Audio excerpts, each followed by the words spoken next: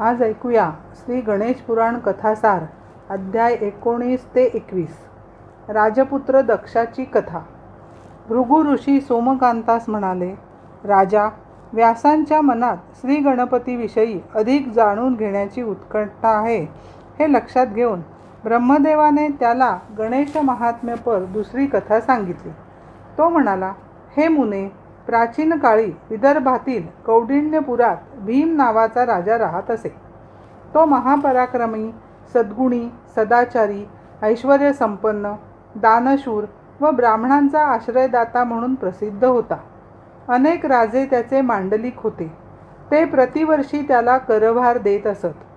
चारुहासिनी ही त्याची पत्नी. ती सुशील, सुंदर, गुणवान व पतिव्रता स्त्री होती. ती देवा ब्राह्मणांचा आदर करायची, अतिथींची सेवा करायची. अशा प्रकारे सर्व काही अनुकूल असूनही ही राजदंपती दुःखी होती. त्यांना मुलबाळ नव्हते. एके दिवशी भीम राजा आपल्या पत्नीला म्हणाला, प्रिये, संतती नसल्यामुळे मला कधीकधी फारच उदास वाटते. ज्याला पुत्र नाही त्याला स्वर्गप्राप्ती होत नाही.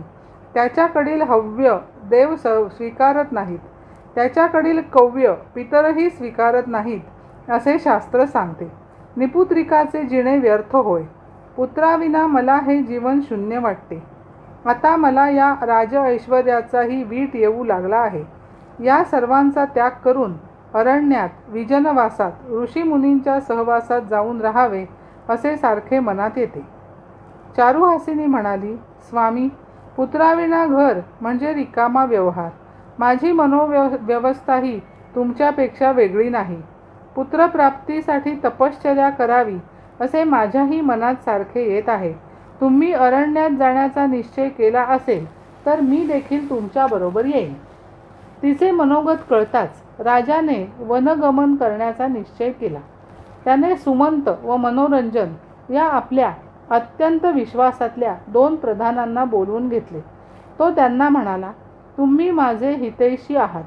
संतान सौख्य नसल्यामुळे आम्ही उभयता पती पत्नी किती व्यथित आहोत हेही तुम्ही जाणता. संततीसाठी आम्ही आजवर अनेक उपाय उपचार केले, पण उपयोग झाला नाही. आता तपश्चर्या करून काही साध्य होते का हे पाहावे म्हणून आम्ही दोघे अरण्यात जाण्याचा विचार करीत आहोत. आमच्या अनुपस्थितीत राज्याची धुरा तुम्हाला सांभाळायची आहे. तुमची माझ्याविषयी असलेली हितबुद्धी, तुमची नीतिमत्ता, चातुर्य याविषयी माझ्या मनात जराही शंका नाही. आम्ही परतून आलो नाही तर कालांतराने हे राज्य तुम्ही दोघांनी वाटून घ्या.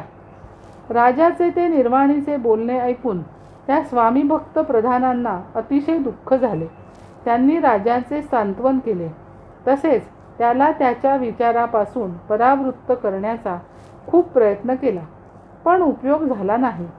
निघण्याच्या दिवशी राजाने याचकांना व विप्रांना अपार दानधर्म केला. प्रजेला समजावले आणि थोरा मोठ्यांचे आशीर्वाद घेऊन तो आपल्या राणीसह अरण्यात प्रवेशला. काही अंतर चालून गेल्यावर त्याला एक रमणीय सरोवर दिसले. त्याचा परिसर नानाविध वृक्षवेलींनी वेढलेला होता. तेथील निसर्ग सौंदर्य पाहून राजाचे मन फारच प्रसन्न झाले. जवळच एक आश्रम दृष्टीस पडला. तेथे पशुपक्षी वैरभाव विसरून एकोप्याने नांदत होते. ते पाहून त्याला मोठे आश्चर्य वाटले.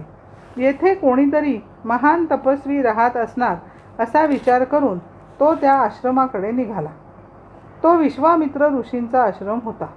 आश्रमाच्या अध्ययन कक्षात त्यांचे शिष्य वेदाध्ययन करीत होते. दर्भासनावर बसलेल्या शांत व प्रसन्न अशा विश्वामित्रांना पाहून राजा राणीला परमसंतोष वाटला. त्यांनी पुढे जाऊन त्या महान तपस्व्याला नमस्कार केला. विश्वामित्रांनी त्या दोघांचे यथोचित आदरातिथ्य केले. त्यांचे कुशल मंगल विचारले. अंतर्ज्ञानी विश्वामित्रांनी त्यांची व्यथा जाणली. राजाला आशीर्वाद देताना ते म्हणाले, राजन, काळजी करू नकोस. तुला उत्तम गुणांनी युक्त असा पराक्रमी पुत्र होईल. त्याची सर्वदूर कीर्ती होईल. तुझेही कल्याण होईल. त्या आशीर्वचनांनी राजाला धन्य धन्य वाटले. त्याने विश्वामित्रांना स्वतःचा व पत्नीचा परिचय दिला. स्वतःचे कुल, गोत्र व राज्याची माहिती सांगितली. तो पुढे म्हणाला, हे तपोनिधी, पुत्रसौख्य नसल्यामुळे मी निराशेने राजत्याग केला. तपश्चर्यादी दैवी उपचारांनी काही साध्य होते का हे पाहावे म्हणून मी अरण्यात आलो आहे. येथे महद्भाग्याने आपले दर्शन झाले. तुमच्या आशीर्वादाने माझ्या मनाला शांती लाभली. जीवनाविषयी नवीन आशा पल्लवित झाल्या. हा सर्व आपल्या कृपेचा प्रसाद आहे असे मला वाटते. आपण अंतर्ज्ञानी आहात, तरी कृपा करून कोणत्या दूषित पूर्वकर्मामुळे मला निपुत्रिक राहावे लागले ते सांगावे. विश्वामित्र म्हणाला, राजा, मनुष्य कितीही मोठा झाला तरी त्याने कुलधर्म कुलाचार सोडू नये. गणपती हे तुझे कुलदैवत आहे. तो आद्य पूजनीय आहे. त्याचे महात्म्य फार थोर आहे. म्हणून देव, दानव, ऋषी, मुनी, मनुष्य आदी सर्वच त्याची पूजा करतात. पण तुझ्या हातून त्याची जराही सेवा घडली नाही. म्हणूनच तुला संतती सुखापासून वंचित राहावे लागले. आता मी तुला तुझ्या पूर्वजांचे चरित्र सांगतो, ऐक. भीम हा तुझा 7वा पूर्वज. कमला ही त्याची पत्नी. या दंपतीस उशिराने एक मुलगा झाला. तो जन्मतः मूकबधीर होता. त्याच्या पाठीवर कुबड होते. काही दिवसांनी त्या बालकाच्या शरीरावर असंख्य क्षते पडली. ती उपचार करूनही बरी झाली नाहीत. त्यातून रक्त व पू वाहू लागले. ती दुर्गंधी अगदी असह्य असे. आपल्या पुत्राची ही भीषण अवस्था पाहून राणीला फार दुःख होत असे. ती देवाकडे त्याच्यासाठी मरण मागू लागली. एके दिवशी राणी फारच व्यथित झाली. मोठ्याने आक्रोश करीत रडू लागली. तिची अवस्था पाहून राजाही हतबल झाला. तरीही त्याने स्वतःला सावरले. तो तिला म्हणाला, जन्मलेल्या प्रत्येकालाच आपल्या पूर्वकर्मानुसार सुखदुःखादी भोग प्राप्त होत असतात.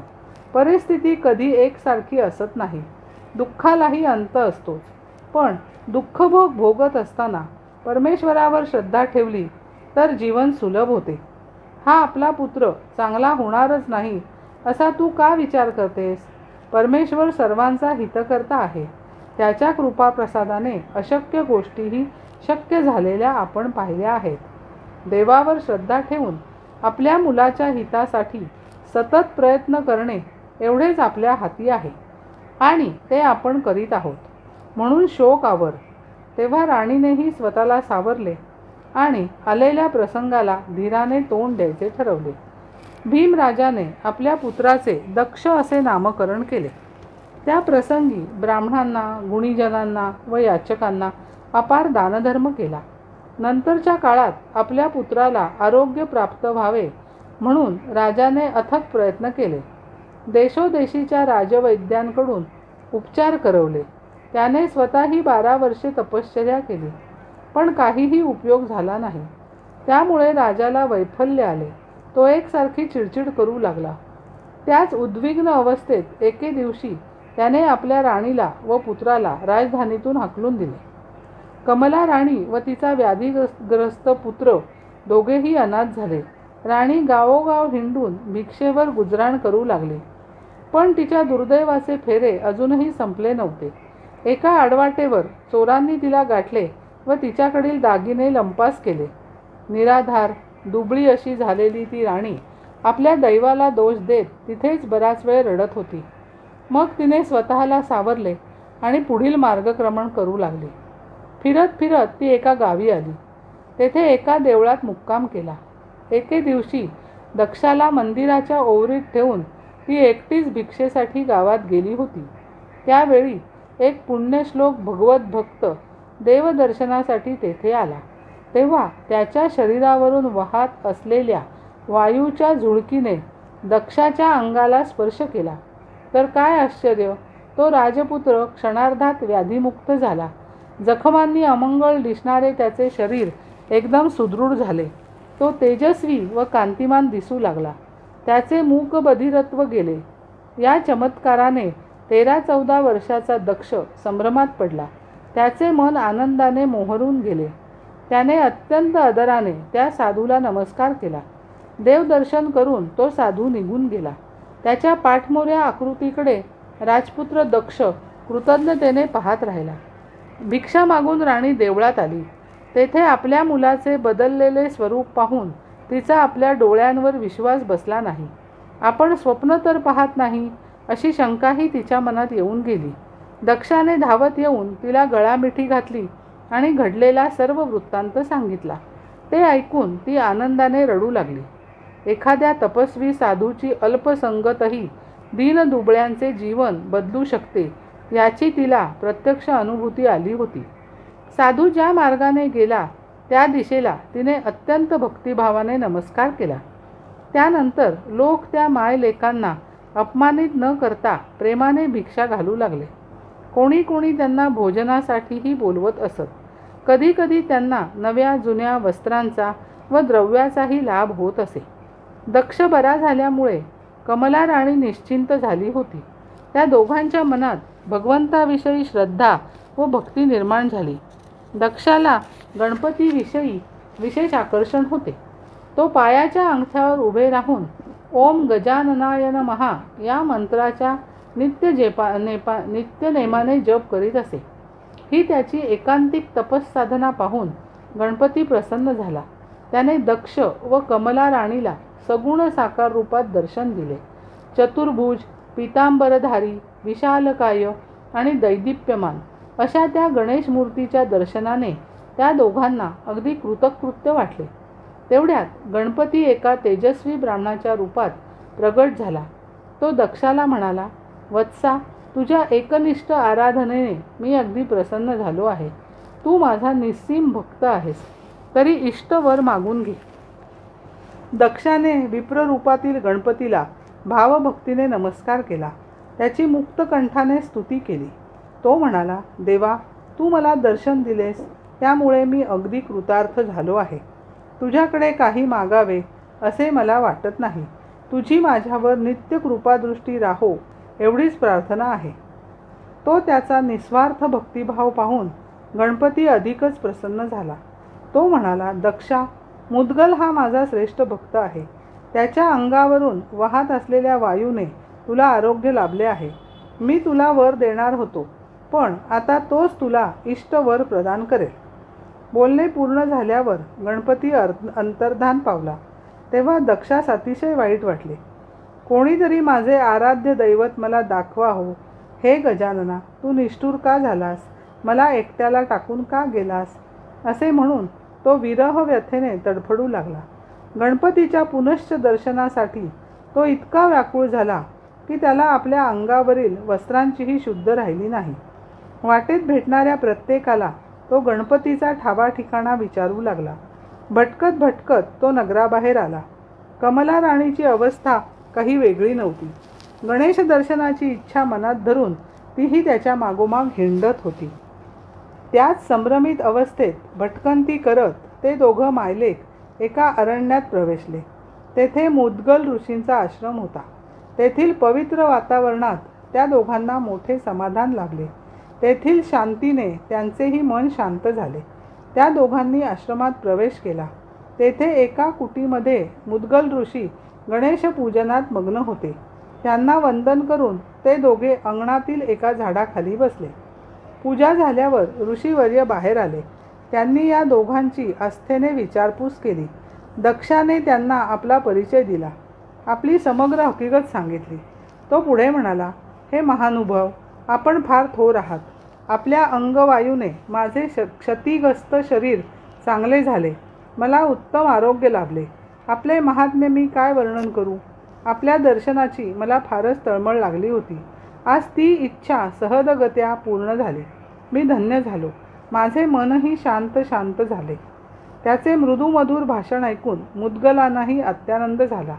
ते म्हणाले, दक्षा, तुला भेटून मलाही मोठे समाधान वाटत आहे. अरे, तू तर माझ्यापेक्षाही थोर भक्त आहेस. ज्याच्या प्राप्तीसाठी मी आयुष्यभर तपश्चर्या केली त्याच्या दर्शनाचा मला अजूनही लाभ झालेला नाही. तो तुला झाला. बाबा रे, वेदांनाही ज्यांचा थांग लागत नाही, जो चराचराचा स्वामी आहे, सहस्त्रमुखाचा शेषही ज्याचे महात्म्य वर्णन करू शकत नाही, जो या विश्वाचा अदृश्य सूत्रसंचालक आहे, त्या महागणपतीने तुला दृश्य स्वरूपात दर्शन दिले म्हणून तुझ्या भाग्याचा मला हेवा वाटतो. आज तुझ्या दर्शनाने मीच धन्य झालो आहे. मुद्गलांना राहवले नाही. त्या तपोनिधीने पुढे जाऊन दक्षाला दृढ आलिंगन दिले. त्यांनी त्याला ओम या एकाक्षर मंत्राचा उपदेश केला. ते म्हणाले, दक्षा, ओम हा निर्गुण, निराकार, परमात्मवाचक महामंत्र आहे. तू याचा नित्य जप कर. तसेच भावभक्तीने गजाननाची आराधना कर. त्यामुळे तो तुझ्यावर प्रसन्न राहील. तुझ्या सर्व इच्छा पूर्ण करेल. तुला नेहमी संरक्षण देईल. मग देव आणि दैत्य यांच्यापैकी कोणीही तुला त्रास देणार नाही. पण मंत्रजप आणि गणेश भक्तीपासून तू परावृत्त झालास तर मात्र तुझे खूप नुकसान होईल. तुझ्याकडून असे काही होणार नाही याची मला पूर्ण खात्री आहे. दक्षानेही त्याच्या बोलण्याला पूर्ण संमती दर्शवली. तो म्हणाला, गुरुदेव, मी कधीही आपल्या वचनाबाहेर जाणार नाही. ते ऐकून मुद्गलांना मोठे समाधान वाटले. एवढी कथा सांगून भृगु ऋषी थोडा वेळ थांबले. तेव्हा सोमकांत म्हणाला, ऋषीवर्य, माझ्या मनात काही शंका आहेत. कृपया त्याचे निराकरण करा. मुद्गल ऋषी महातपस्वी होते. त्यांनी प्रदीर्घ काळ तपश्चर्या केली होती. ज्यांच्या अंगवाताने दक्षाची जन्मजात दुर्धर व्याधी क्षणार्धात बरी झाली, त्या मुद्गल ऋषींना गणपतीचे दर्शन झाले नाही. पण दक्षाला मात्र ते अल्पाय असे झाले, असे का? गणपतीने दक्षाला स्वतः वर दिला नाही. त्याने त्याला मुद्गलांकडे पाठवले. यामागे काय रहस्य आहे? दक्षाची संचित पूर्वपुण्याई फार मोठी होती असे म्हटले तर त्याला जन्मताच एवढे भयंकर भोग का भोगावे लागले? याविषयी सविस्तर निरूपण करा.